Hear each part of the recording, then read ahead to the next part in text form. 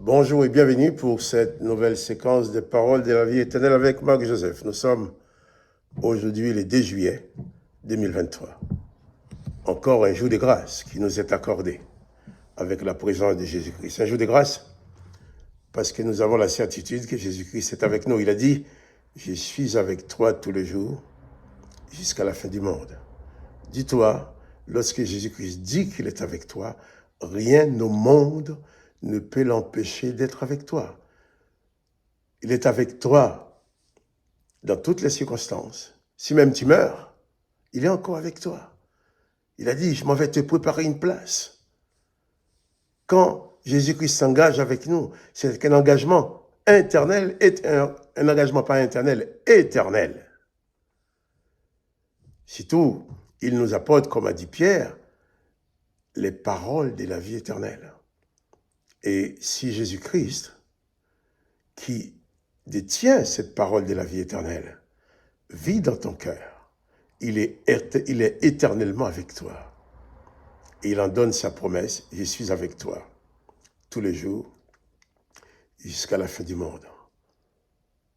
Et je répète encore, parce qu'il est important que tu en prennes conscience, que tu sois conscient à chaque minute, à chaque seconde de cette journée, que tu sois conscient de la présence de Jésus-Christ dans ta vie, en sorte que la panique, la terreur soient bannies face aux circonstances qui sont malheureusement quelquefois très graves ou très longues à supporter.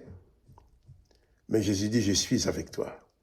Et c'est ce même Jésus qui dit, venez à moi, vous tous qui êtes fatigués, et chargez vous tous qui portez des lourds fardeaux. Venez à moi. Je vous soulagerai, je vous donnerai du repos. Donc, accueille la présence de Jésus-Christ dans ta vie ce matin. Réalise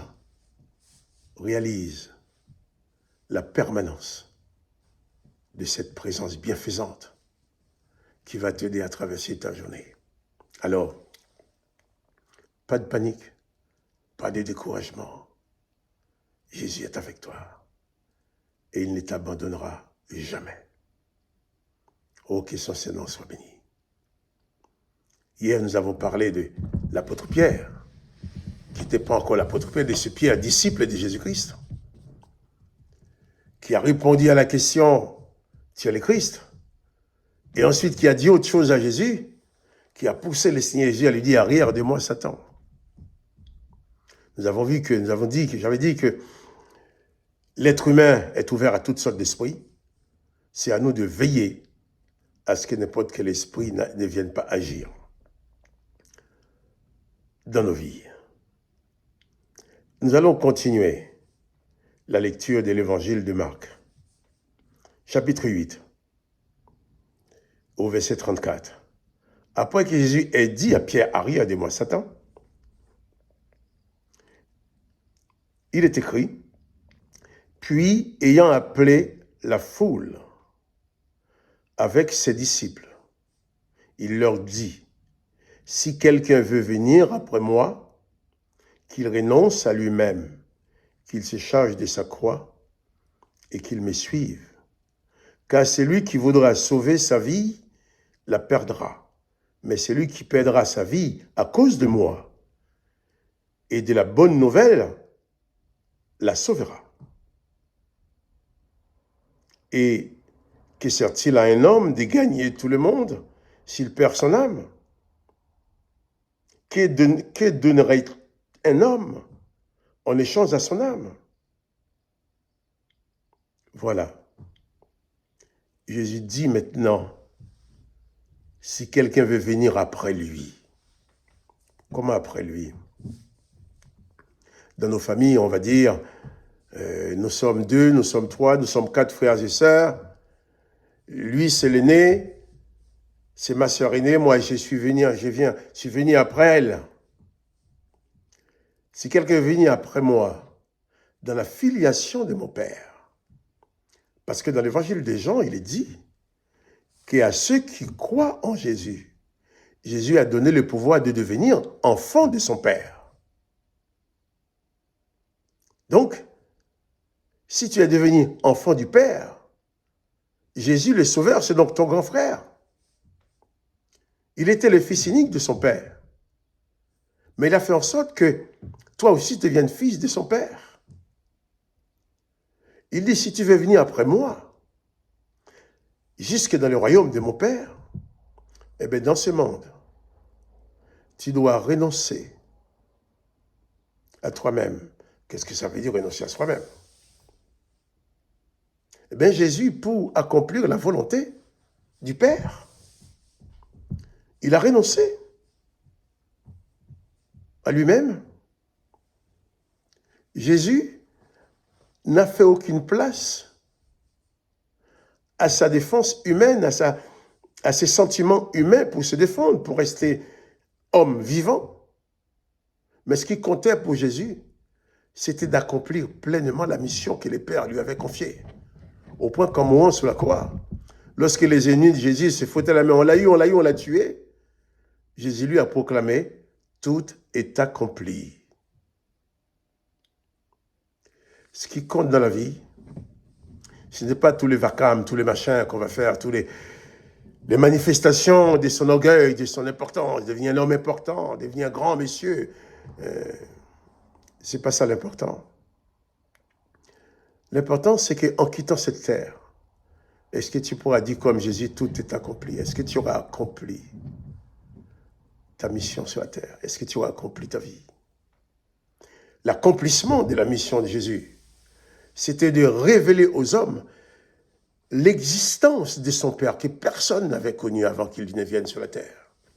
Jésus lui a dit, personne ne connaît qui est le Père, si ce n'est le Fils. Bien sûr, les gens vont dire, le Père de Jésus, c'est l'Éternel des armées, mais Jésus ne l'a jamais dit. Jésus parle de son Père, que personne n'a jamais connu, personne n'a jamais vu. Moïse a vu l'Éternel. Oui. Tant d'autres l'ont vu. Mais Jésus, l'Éternel s'est manifesté à Abraham, à d'autres. Mais Jésus dit, personne n'a vu son Père. Il dit aussi, personne ne connaît qui est le Père. On peut vouloir donner un Père à Jésus-Christ. Mais Jésus dit, personne ne connaît qui est son Père. Il est le seul chemin. Il est la vérité. Il est celui qui mène au Père.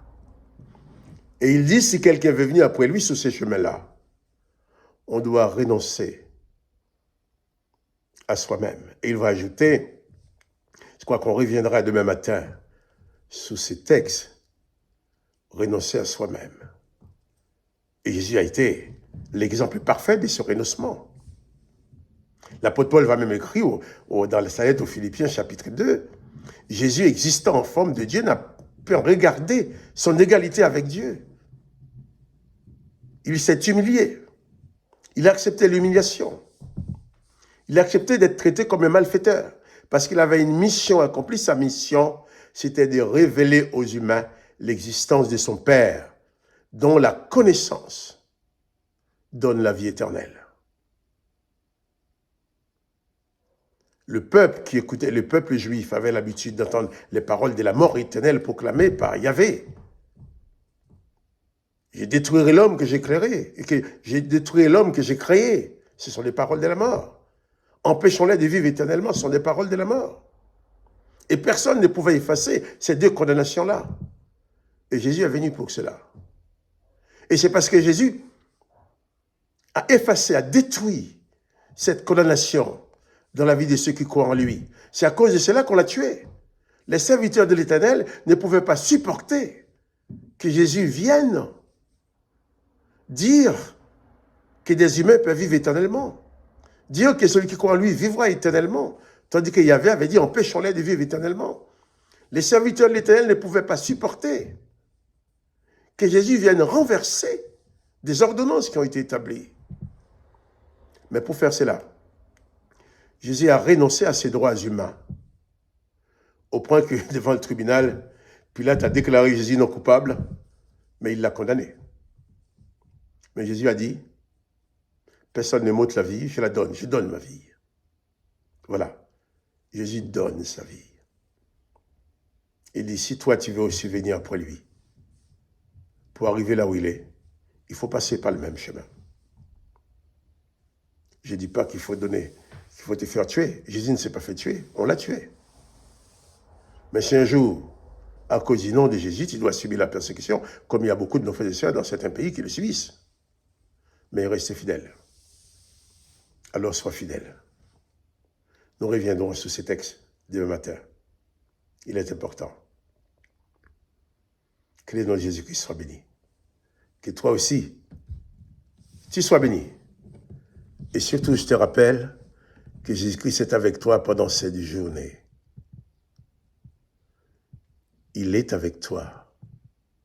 Donc, pas de panique. N'oublie pas cela. Que le nom de Jésus-Christ soit béni.